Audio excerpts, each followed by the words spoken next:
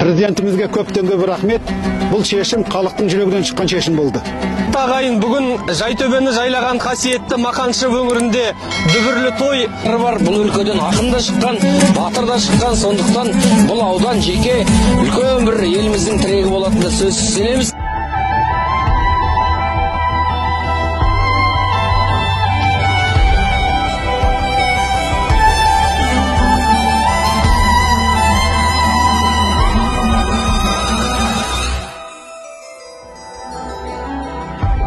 Мен қуаныштымын осы Мақаншы ауылы жеке аудан болғанына.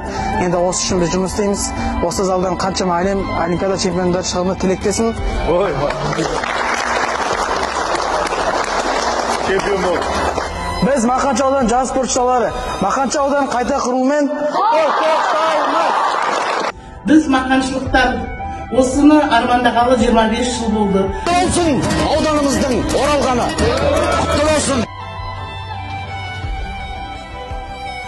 Барлық дендеріңе саулық берсін, Мақаншымыз өркендей берсін, әр семьяда қуаныш бола берсін. Осы азаматтардың барлығының да еңбегіне табыс тілеймін, өмірде бақыт тілеймін. Алла. Амин.